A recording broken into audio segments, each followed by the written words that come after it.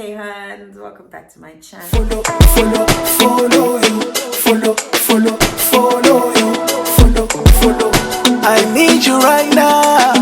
Guys, it's been a while. Hey, if you're new to the family, welcome. And if you're returning subby, all the kisses for you guys. You know this. So, guys, it's been a while, and there's a reason why I've been so quiet, and I'm really sorry for that, but I've been going through the most. It's been a long time coming. It's been happening for the past few months, but I think everything just came to a head a couple of weeks ago, and I really just needed to remove myself from the social media space and just recenter and regroup and re-energize so that I could be back in a creative space. I've got some great content lined up for you guys now that I've gotten out of my own way and I'm in a better space mentally and emotionally. I'm in a better creative space also, so that really just needed to happen. I think I just had a backlog of emotion and stuff that was going on. It's been hectic. And it's been so hectic that I haven't really had time to fully address my feelings, and everything just kind of overwhelmed me a couple of weeks ago, and I needed to step back and just lay everything out and then just try and figure out, like, okay, so what's next? Do I carry on? What do I do? Because my plate was just full and it was overspilling, sorry, and yeah, it was just a lot, guys. So, one of the first things that I told you guys when I started this channel was that I have this insane fear of sharing information and how it will be received on the other side, and I think I just have a fear of saying or doing something that can come back to haunt me, in the future days, even if it's just revealing small details about my life and some stuff that I've been through. I have hang-ups which I'm working on, and this video is part of me working through those hang-ups, because it's not easy for me to let people in, especially people that don't really know me. Like, I feel like if you know me, you know me, but letting you in from the other side of the screen is something that I'm learning, and you guys will just bear with me when it comes to just letting you guys into my world a little bit. So I've been off of YouTube for I think a couple of weeks now. I have a week or two, I'm not sure. Time is so irrelevant these days. So one of the things that I have been struggling with, it's a lot of things, but I'm gonna try and put it across in a way that maybe it's gonna make sense. I don't know. So when I started YouTube about almost 2 months ago now, and I was very nervous about it. It's taken me years to come into this space because on all the other platforms, it's easy enough for me to post a picture that I like, that I have taken just the way that I like it, post and go. There's interaction, but it's not like this. Moving into video and moving into audio and visuals has been an experience all on its own, and I'm still learning, but that also caused a lot of anxiety. It was a new world for me. I had to teach myself how to edit these videos. I now had even less hours in a day, and I felt like I was starting to fall back on some of the other things that I'm supposed to be doing, like being a mom and stuff like that. Like recording actually takes up so much time, guys. I didn't realize how much time this platform takes until I was in it. And once you start, you can't really pull back, but it just got to a point where it just wasn't manageable, but it was mixed up with a whole lot of other stuff. Like, the pandemic started. If you know me, you know that makeup is what I do. Makeup is how I make a living. It's how I survive. It's how I take care of myself. It's how I take care of my kids. And when this thing happened, like, okay, I was really panicked because I was like, okay, so what happens now? Because if they say there's no events, then that means nobody's going to be coming for makeup. And if nobody's coming for makeup, that means there's no money coming in. And if there's no money coming in, then that means how are you going to survive, you know? So, you know, I sat down with myself, and I have a very bad habit of letting my mind just go away with me. And this is part of, my anxiety, is that my mind goes to places that normal people's minds don't go. Like, it can literally just be like, oh, okay, so this can't happen. But my mind goes to scenarios that you don't even want to know about. So I was already worried. I was already 6 months down the line, and I haven't been working, and I've probably been evicted from my flat, and we're homeless. I mean, of course, of which none of those things could happen, because I have some very amazing people in my life. There's no ways that me or my kids could ever be homeless. Maybe I would have to relocate because I'm no longer able to pay my bills, but homeless I could never be. But that's just how my mind works. It's not always rational, but there's the logical side that's always kind of fighting with the side that wants to let your thoughts run away with you, and then that leaves you in a permanent state of panic. So I sat down with myself, and I was like, okay, Khosi, I know that we often speak about being anxious about stuff, and being in the social media space in general is a very it causes a lot of anxiety, because you never know how you're going to be received. Even when you're coming with the best possible energy, it can be interpreted wrong on the other side, and it can set off a whole chain of events. I mean, I've seen it happen to other people, and I think that's always been my fear. But more than anything, I think my anxiety is something that I've only recently started to talk about. I think because for the longest time it was something that I did not understand myself. I did not understand some of the things that were happening to me emotionally, physically, and otherwise, and it really, really affected my relationships, my personal relationships, for a long time, because how do you explain what you yourself don't understand? I told myself I was going to try and put out a positive mindset. I wasn't going to allow my fears and all of those things to take over, because I had plans to relocate this year, which not a lot of people know, but I had plans to relocate this year. And of course, the pandemic put an end to all of that. And as such, the situation put an end to all of that. And because of that, obviously, I found myself locked down here. And all my plans to build my brand outside of the country and, just grow in that regard and in that space were put on hold indefinitely. So I had to sit down with myself and be like, okay, because now you can't move and you're here. Are you going to sit and kind of let the situation take over, which is what I tend to do? I kind of just get into my feelings, and it's very hard to pull myself out of it. So I told myself that let me try YouTube, let me try grow, my other platforms, and see if this audio and visual thing is actually for me. Hence my YouTube channel was born.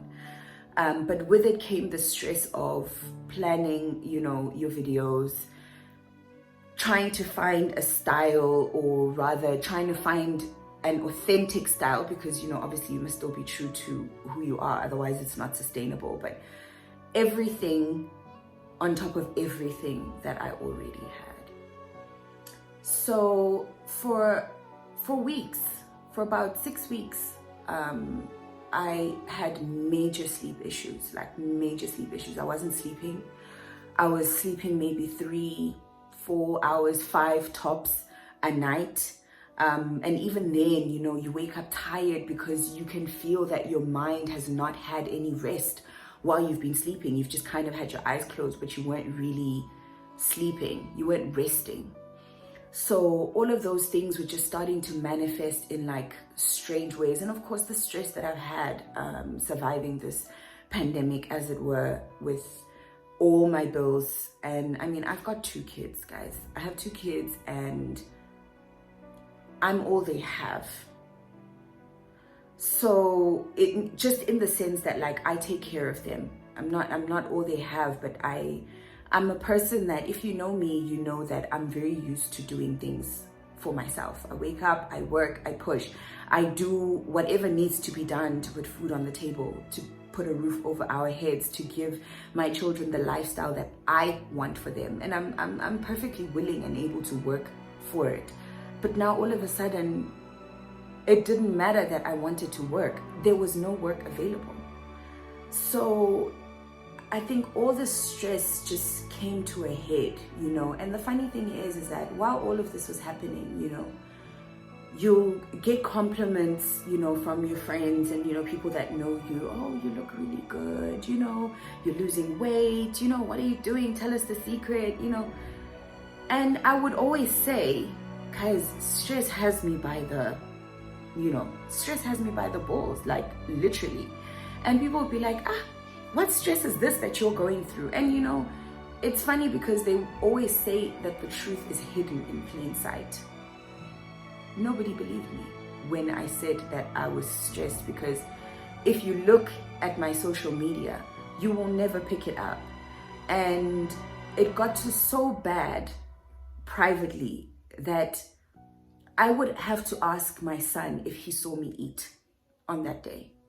I would literally go the whole day without eating. It was a mixture of stress. It was a mixture of the workload that I now had. Like I wake up in the morning and maybe I have to attend to the kids, because now my son had homeschooling. So there's his time for homeschooling. And then there's my daughter that also needs her mommy time. And then on top of all of that, I've got to find time to record and take care of all the socials and still find a way to be out there and try and hustle and bring some money in so that we can either have electricity or food or whatever.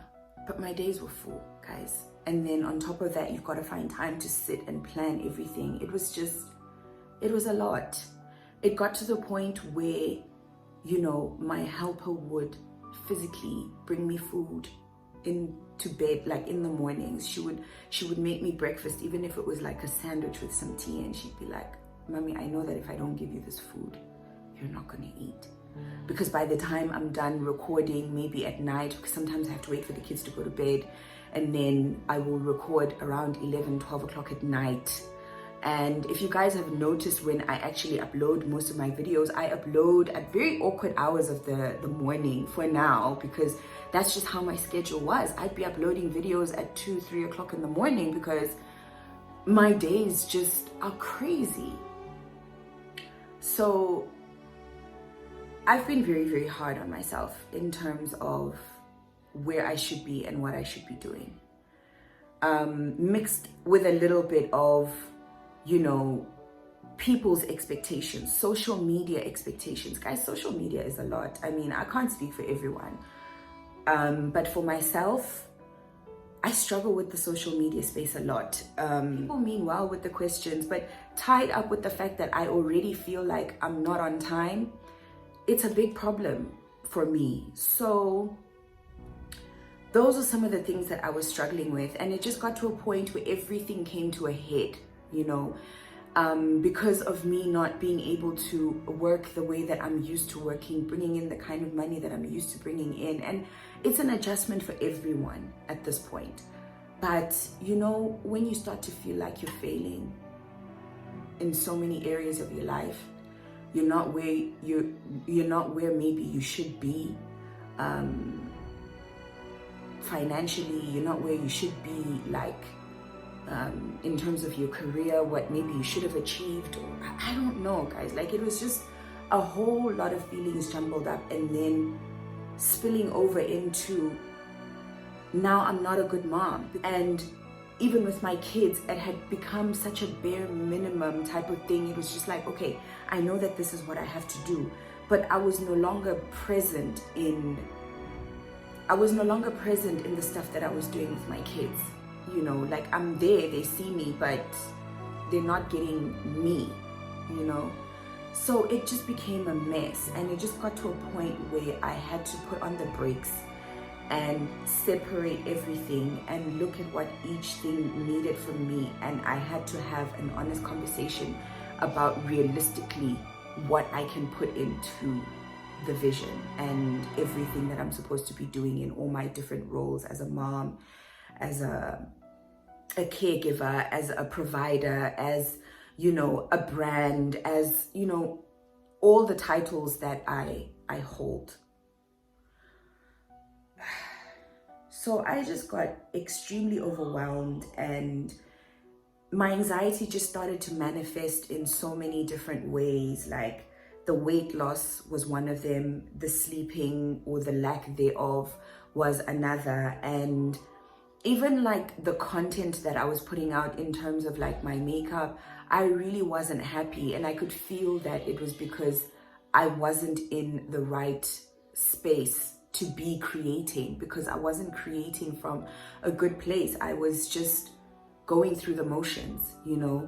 And it's like, okay, so when is your next YouTube video supposed to come out? Have you done it? And then you panic because you're not on schedule. So one of the things that I had to talk to myself about was, Khosi, you're right on time. You're on time. You are exactly where you're supposed to be, doing exactly what you're supposed to be doing. Yes, external pressures are and will always be there because people have expectations, and to a degree, you need to meet them, you know. But I had to have that conversation of, you're on time.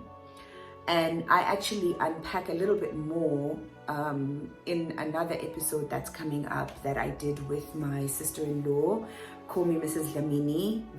That's what you guys know her as here on YouTube, my sister-in-law. I had a conversation which I never ever thought I would ever have in this space, especially because it makes me feel very vulnerable. It's not the kind of information that I like to be out there about me, but I realized that that information is a part of me, and it's a part of why I am who I am today. And standing in my truth will give me more power than trying to pretend as if this thing didn't happen. So I had a sit down with my Bongani, and I was finally able to talk. So a week or two off, and I just, you know, just to bring myself back to myself. And yeah, and just to let you guys know that I am actually okay. I'm fine. I'm finding better ways to deal with it. One thing through this entire pandemic that I have tried to do is to affirm myself every day, telling myself that, look, God knew that this time was coming. And because he knew that this time was coming, he made sure that you had everything that you're going to need to get through this. Be it people, be it whatever that you need, it will be there for you. And that's what has carried me until the point where I realized that affirmations weren't really going to get me through it. I had to face everything that was in front of me, you know. Guys, there was a point where I didn't even know how I was going to pay my rent. I didn't know how I was going to put food on the table. But I've had so many angels in many forms, because with some people it has just been a conversation that has carried me through to the next day.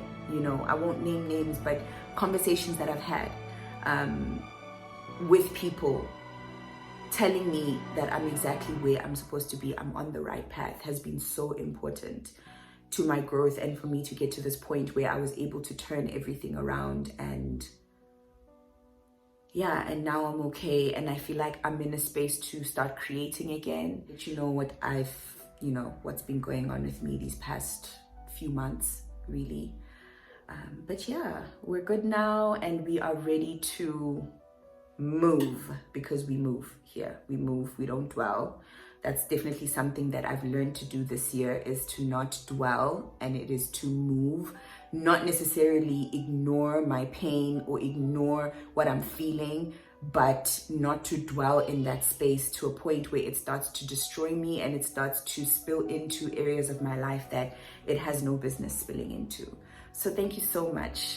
Thank you so much, guys, for watching. And yeah, I will see you guys in my next video. I love you so much.